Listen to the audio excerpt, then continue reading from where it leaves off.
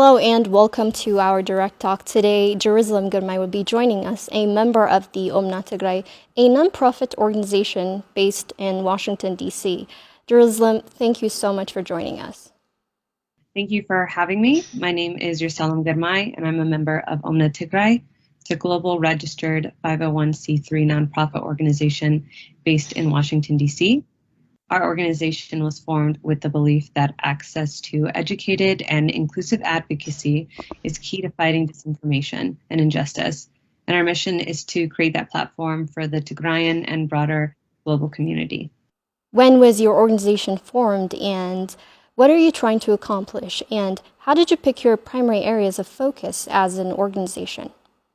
Our organization was founded in December 2020, like many organizations, by a collective of Tigrayan professionals from various backgrounds, and it was in direct response to the genocide waged on the Tigrayan people on November 4th, 2020. We have approximately 60 volunteers across the US, Canada, Europe, Africa, Australia, and Asia. And we're spread across various groups, and that helps us to cover different facets that are needed in advocacy. So things like legal and policy, public relations, partnerships, data research, technology, social media, branding, marketing are some of the few. And some of our volunteers are spread across multiple groups, and that way they can use their talents to the best of their ability. How do you fund your operations? You've discussed your organizational mission and all the things you plan to accomplish. How do you plan to translate your plans into concrete actions? In other words, how do you measure your success? In terms of funding our operations, we're self-funded. We plan on developing and working on specific projects whereby we look to get grants and also like funds from our partners to help. So for example, we've just recently started a project where we're working with Hijrana, and so we're going to be doing fundraising for that, but all of our day-to-day operations are pretty much self-funded. And then in terms of how we discuss our organizational mission and the things that we want to accomplish, we meet regularly with the team members. So the few dozen of us, we meet pretty frequently, like once a week or every other week. And within the teams I mentioned previously, so things like public relations, marketing and branding, things of that nature, we typically assign team leads. And within the team leads, there's tasks assigned to the volunteers within their team. And then there's a continuous communication outreach. And then board members and other team members will kind of have a benchmark of success. And that could be, hey, did we get certain things accomplished? Or what would we like to improve upon? And we're always looking for new volunteers and work pretty collaborative with everyone. So that's essentially what we do. Helping have this organizational structure and teams really helps us keep on track. Before the start of the war, what did your personal engagement with the Tigrayan diaspora community look like? Yeah, I'm based in Vegas, and we have a pretty good Tigrayan community here. In terms of like relationship building. So I was pretty connected to the Tigrayan diaspora. That's what I grew up with, like my family, friends, and things of that nature. So really involved in the Tigrayan community in terms of attending events. And I knew from a young age like what TDA was and things of that nature. So I think the Tigrayan diaspora generally had a pretty strong relationship with Tigray, and for many that weren't before, definitely post the start of the genocide are developing that relationship now. What was the turning point that led you to embrace activism? At what point did you say to yourself that you had to be engaged on this issue? What's been driving you so far? Yeah, I think for most of us, for myself personally, the majority of my family is based in Tigray. So as soon as November 4th and even before November 4th started, many of us in the diaspora and even in Tigray and elsewhere in Ethiopia started having like a very unsettling feeling that something was happening. We've seen a level of hate speech escalation for the past couple of years. I know I've traveled to Ethiopia several times, even in advance of November 4th, 2020, I started to feel kind of an anti-Tigrayan sentiment. And so when I started visiting, I spent the vast majority, pretty much all my time in Tigray, just with family and things of that nature. And so for me, it was instantaneous how to help.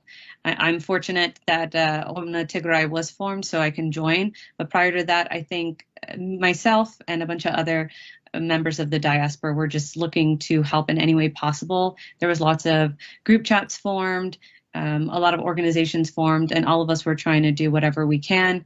Locally, we tried to plan protests, get media coverage, just spread awareness. And people were doing that on an individual level and then trying to do more so in a group and societal level. So I think for me, it was instantaneous as soon as I knew it was happening, particularly because it was something that was following for quite some time beforehand. How do you say your life has changed since November 4 of 2020? What's changed for you since the start of the war? What are some of the personal sacrifices paid in this line of work in terms of time, savings, etc.? Yeah, I think for me, like my parents instilled in my siblings and I like a strong tie to Tigray. So I always felt really tied to Tigray in general. I think what changed in me, of course, is, we're living life for a greater purpose now. You're going to have to be less selfish with your time. Obviously, this is a priority. It's not so much necessarily I would consider it as sacrifice. It's something that's necessary. This is directly impacting myself, my parents, my family members and friends. I've lost a lot of family members during this war, some as a direct result of the genocide, some just by virtue of natural causes. And because of the telecommunications blackout, I was unable to have final moments with them. That was cheated for me and my family, and as is the case for many Tigrayans. So I think for me, it just strengthened my tie and relationship to Tigray. It's what I think about when I wake up. It's what I think about right before I go to sleep. I think it's a privilege that we're able to advocate. We're not only advocating for the people of Tigray, which includes ourselves. We're trying to do this for the future generations as well and try to kind of improve their livelihood. So it's changed me significantly. It definitely puts in perspective that, life is short, time is short, and how you choose to live your life and make an impact really counts on how you're acting today. So your work is mostly on informed activism. I read an article on your website about digital activism and hate speech. While working on different social media platforms, how have you been dealing with hate speech? I think it's we're always looking to improve. This is on an individual level and as an organizational level through Omna. And we're always open to feedback and things like that. But we do understand that with the majority of us being of Tigrayan ethnicity and also it being an organization that focuses on Tigray, which is going to be at the brunt end of the Tigray genocide, we understand that is going to come with criticism. But a lot of that is, we try not to pay too much attention because essentially a lot of people, particularly at the beginning of the war, were hurling insults just to kind of silence us in the same way that they did to our people back home. We do have the resources and the freedom to speak and advocate more freely, of course, here. So we're not going to let that deter us on an individual level or an organizational level. But if there is things that we're always getting advice, even from other organizations, to work collaboratively, or from individuals saying hey, I would love Omna to do this or that of that nature. And we always consider things. But when it comes to criticism, it's the same things that we've seen the Tigrayan people all over the world face. And we try not to focus too much on that because we know that our priority is something much bigger. Would you say activism is where it should be right now? And what do you think Tigrayan activists, local media, and those leading diplomatic efforts have been doing right so far? And what do you think they could be doing better? I think activism is something that's always evolving. So, where it should be at this point, I think there's always an attempt for us to do more and want to do more because obviously Tigray is still undergoing an active genocide. And the humanitarian crisis is very real. The hatred towards Tigrayans is very real.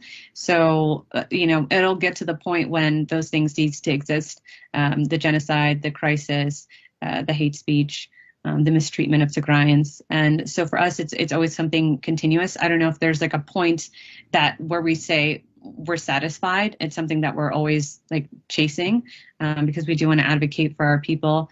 And I think in terms of Tigrayan activists, local media, things of that nature, what we've done so far is it's a pretty difficult thing advocating for Tigray because generally, particularly in the West, there's not super familiarity with African politics, let alone the regions in Ethiopia. For many people, this was the first time they've ever even heard about Tigray or any of the other regions. So first, it's like taking the step and educating them what Tigray is and why they should care. And I think we've penetrated a lot of markets, whether that's like consumers or just the general public or like members of Congress, and helping them to better understand who we are and our unique individual plights. For many, they knew the larger Ethiopian diaspora is pretty significant in the United States particularly, but people don't know about the different groups comprised within that diaspora. So for a lot of Tigrayans, this is the first time like their voice as a Tigrayan is being seen and heard. So I think we were able to do that way. I think in terms of what we need to improve on, kind of like what I was saying before, there's always more to improve on. We can work harder with diplomacy, just making sure we don't get complacent, of course, because people are still dying of starvation.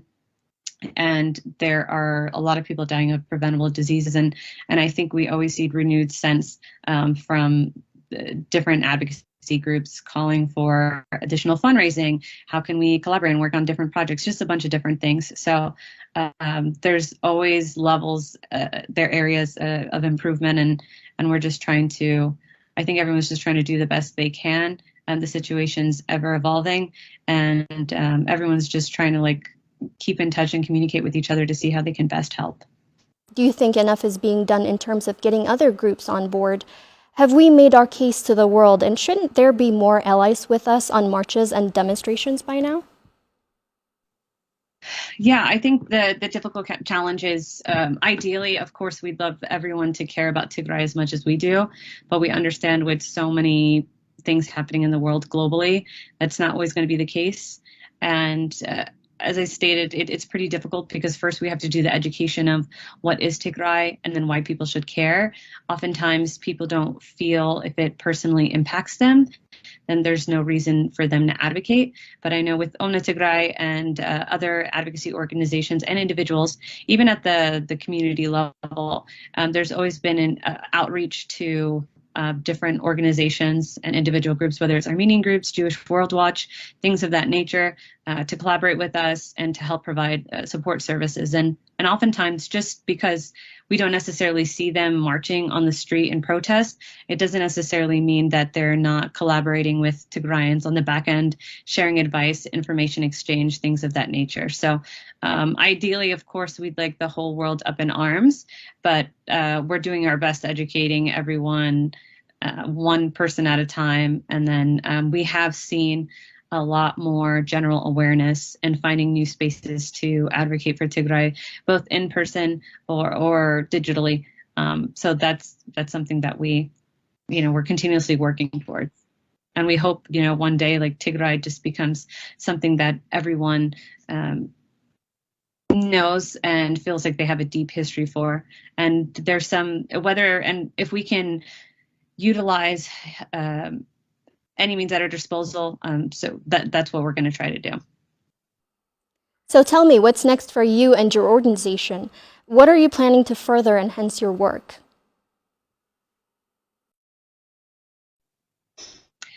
We're not sure how and if negotiations in Tigray will happen, but we're attentive to the current and future needs of Tigray. And we really want to promote peace and obviously an ultimate end to the genocide will help that. And just providing recommendations on the process. We work with NGO partners in providing our recommendations, working with Tigrayan organizations in Tigray and elsewhere, and what that looks like. And then what we really want to do is ensure that justice and accountability happens for all Tigrayans that have suffered and continue to suffer, whether it's like through ethnic cleansing, famine, SGBV. We want to make sure that justice and accountability is at the forefront. And then also afterwards, and even now, providing some rehabilitation for all those who have suffered. And then I mentioned earlier, but another goal for our organization is to work more towards specific projects.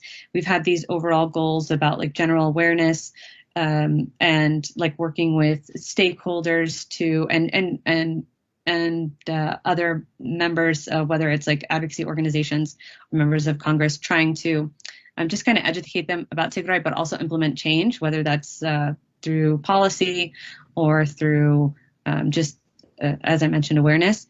And we'd really like to create specific projects. One of the first projects we're doing right now is working with Hidrna, which is a Tigrayan organization providing services on the ground in Ma'ala.